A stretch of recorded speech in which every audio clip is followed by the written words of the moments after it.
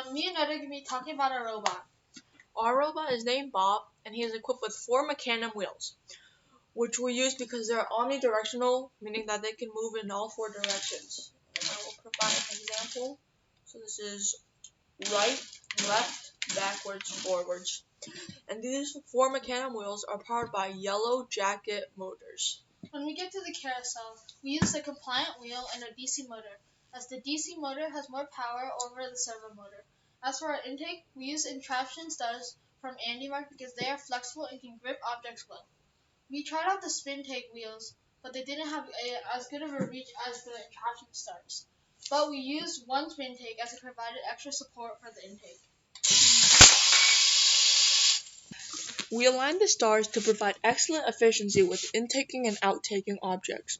Without the second layer of stars, the objects wouldn't be able to be intaken all the way into the bucket. The stars in spin take are also powered by DC motors. We had to do lots of experimenting with this ramp because different angles would make the objects not be able to go up into the bucket. We did some experimenting. We found that the amount of power matters a ton because when a motor has more power, it has less torque. When a motor has less power, it has more torque. When we had to put the motor with lots of power over here because then the object could go up into the bucket. When we put the motor with lots of power like down here, sometimes it wouldn't make it up to the bucket. When the objects are intaken,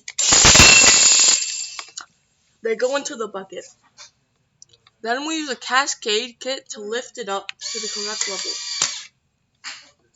We did some research here because we wanted to make sure that we used the right lifting mechanism here. This was helpful in the end because it was very efficient. Also, you might be wondering why we have a U-beam here. It was implemented to prevent cubes and objects from going out. We have a servo motor on the bucket so that it can drop objects and revert back to its intake position. And also, we have a U-beam down here because sometimes the objects would get stuck down here. And that's not good because then you can get a penalty for holding too many objects. The U-beam helps because it stabilizes the ramp from moving. We have our battery up here because it is easy to switch between each other. We have our control hub over here because it is easy to access and out of the way. We have a total of 7 DC motors and 1 servo motor. Thank you.